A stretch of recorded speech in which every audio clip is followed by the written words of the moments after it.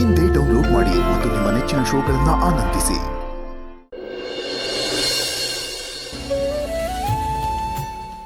ಕಮಲಾ, ಸೀರೆಗಳನ್ನ ನೋಡಿ ನೋಡಿ ತಗೋಬೇಕು.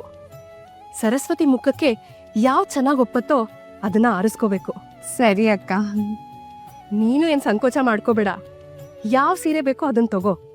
ಒಟ್ನಲ್ಲಿ ಎಷ್ಟು ಸೀರೆ ಬೇಕಾದ್ರೂ ತಗೋ. ನಮ್ ವೆಂಕಟನಾಥನ್ ಮದ್ವೆಲಿ ಎಲ್ರೂ ಪಳಪಳ ಅಂತ ಹೊಳಿಬೇಕು. ಈ ರಾಮಣ್ಣ ಇನ್ನು ಎಷ್ಟು ಕೊಡ್ಬೇಕು ಹೇಳು ನಮಗೆ?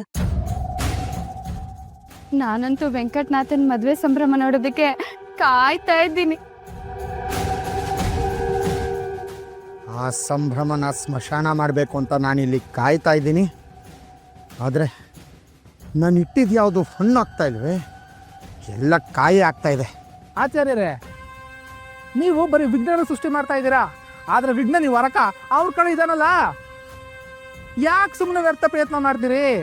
ಗೆಲುವು ಅವ್ರ ಮನೆಯಲ್ಲಿ ಭದ್ರವಾಗಿ ನೆಲೆ ಊರಿದೆ, ಸೋಲು ನಿಮ್ಮ ನೆಲಕ್ಕೆ ಉರುಳಿಸ್ತಾ ಇದೆ. ಸೋಲು ಒಪ್ಕೊಂಬಿಡಿ.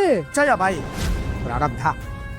ಈ ಗಜೇಂದ್ರ ಸೋಲೊಪ್ಕೊಳ್ಳೋದು ಒಂದೇ, ಅಮಾವಾಸ್ಯೆ ದಿನ ಚಂದ್ರ ಬರೋದು ಒಂದೇ. ನಾನು ಉರಿಯೋ ಸೂರ್ಯ, ಯಾವುದೇ ಗ್ರಹಣ ಬಂದರೂ ಅದು ತಾತ್ಕಾಲಿಕ. ನನ್ನ ಉರಿ ತಲುಪೋದು ಸ್ವಲ್ಪ ತಡ ಆಗಬಹುದು, ಆದರೆ ಸುಡೋದು ನಿಶ್ಚಿತ. ವೈಫಲ್ಯ ಅಂದರೆ ಅದು ಸೋಲಲ್ಲ, ವಿಳಂಬ. ಅದು ಕೂಡ ತಾತ್ಕಾಲಿಕ, ಅದೇ ಅಂತ್ಯ ಅಲ್ಲ. ಇಷ್ಟಕ್ಕೂ ಸೋಲು ಅನ್ನೋದು ನಮ್ಮ ಗುರು ಆಗಬೇಕು. ನಮ್ಮ ಗುರಿ ತಪ್ಪಿಸ್ಬಾರ್ದು. ನಾವೇನು ಪ್ರಯತ್ನನೇ ಮಾಡಲಿಲ್ಲ ಅಂದರೆ ಅದು ಸೋಲು. ಪ್ರಯತ್ನಕ್ಕೆ ಪ್ರತಿಫಲ ಪ್ರತಿ ಸರಿ ಸಿಗದೇ ಇದ್ರೂ ಸಿಗಬೇಕಾದ ಸಮಯದಲ್ಲಿ ಅದು ಸಿಕ್ಕೇ ಸಿಗತ್ತೆ. ಈ ಮದುವೆ ನಿಲ್ಲಿಸೋದಕ್ಕೆ ನನ್ನ ಬತ್ತಳಿಕೆನಲ್ಲಿ ಇನ್ನೂ ಸಾಕಷ್ಟು ಬಾಣಗಳಿವೆ. ಮೊದಲು ಆ ಬಾಣಗಳಿಗೆ ಇನ್ನಷ್ಟು ಓರೆಗೆ ಹಚ್ತೀನಿ.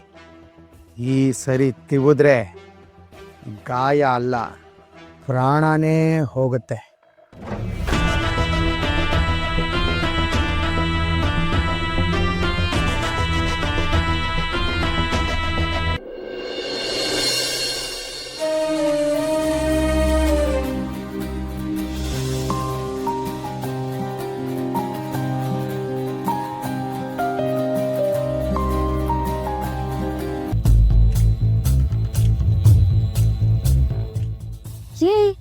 ಅವ್ರು ಬರೋ ಹೊತ್ತಾಯ್ತು, ಇನ್ನು ಒಡವೆಗಳನ್ನೇ ಹಾಕೊಂಡಿಲ್ವಲ್ಲೇ? ಅಮ್ಮ, ಈ ಒಡವೆಗಳೆಲ್ಲ ಬೇಡ. ಬೇಡ ಅಂದ್ರೆ ಬಿಚ್ಚೋಲೆ ಗೌರಮ್ಮನ ತರ ಹಾಗೆ ಇರ್ತೀಯಾ? ಬಿಚ್ಚೋಲೆ ಗೌರಮ್ಮ ತರ ಅಲ್ಲದೆ ಇದ್ರು ಸರಳವಾಗಿರ್ತೀನಮ್ಮ. ನೀನ್ ಹೀಗೆ ಸರಳವಾಗಿದ್ರೆ ಬಂದವ್ರು ಏನ್ ಅನ್ಕೊಳ್ತಾರೆ? ಜಹಾಗೀರ್ದಾರ್ ಮನೆಯಲ್ಲಿ ಒಡವೆ ಗತಿ ಇರ್ಲಿಲ್ವೇ? ನಾವು ಮಧ್ಯಮ ವರ್ಗದವರು ಅಂತ ನಮ್ಮನ್ನ ಅವಮಾನ ಮಾಡೋದಕ್ಕೆ ಈ ರೀತಿ ಕಳಿಸಿದ್ದಾರೆ ಅಂತ ಅನ್ಕೊಳ್ಳೋದಿಲ್ವೇ? ಇಷ್ಟು ಒಡವೆ ಹೇರ್ಕೊಂಡು ಹೋದ್ರು ಅನ್ಕೊಳ್ಬೋದಲ್ವಮ್ಮ, ಇವ್ರ ಮನೇಲಿ ಇದೆ ಅಂತ ಹೇರ್ಕೊಂಡ್ ಬಂದಿದ್ದಾರೆ, ನಮ್ಮ ಮನೇಲಿಲ್ಲ, ನಾವೇ ಹಾಕೋಣ ಅಂತ. ಹಾಗಂತ ಬರೀ ಕೊರಳಲ್ಲಿ ಹೋದ್ರೆ ಮರ್ಯಾದೆ ಇರುತ್ತಾ? ಬರೀ ಕೊರಳಲ್ಲಿ ಇರೋಕೆ ನನಗೆ ಇಷ್ಟ, ಆದ್ರೆ ನಿನಗ್ ಬೇಜಾರಾಗ್ಬಾರ್ದು ಅಂತ ಒಂದೇ ಒಂದ್ ಸರ ಹಾಕೊಂಡಿದೀನಿ. ಅಲ್ವೇ? ಮೊದ್ಲೆಲ್ಲ ರಾಶಿ ರಾಶಿ ಒಡವೆ ಹಾಕೊಂಡ್ ತಿರ್ಗಾಡ್ತಿದ್ದೆ, ಇವಾಗ ನೋಡಿದ್ರೆ ಹೀಗೆ ಹೇಳ್ತಿದ್ಯಾ? ನೀನು ಏನ್ ಆಗ್ತಿದೆ ಅಂತಾನೆ ನನ್ಗೆ ಅರ್ಥ ಆಗ್ತಿಲ್ಲ. ನನಗೂ ಅರ್ಥ ಆಗ್ತಾ ಇಲ್ಲ ಅಮ್ಮ. ಯಾಕೋ ತುಂಬಾ ಸರಳವಾಗಿರ್ಬೇಕು ಅಂತ ಅನ್ನಿಸ್ತಾ ಇದೆ. ನೀನ್ ಎಣ್ಣೆ ಹಚ್ಚುವಾಗ ನಾನು ಕೇಳಿದ್ನಲ್ಲ, ಆ ಹುಡ್ಗಾನು ಬರ್ತಿದಾರಾ ಅಂತ, ಅದು ನಾನ್ ಕೇಳಿದಲ್ಲ.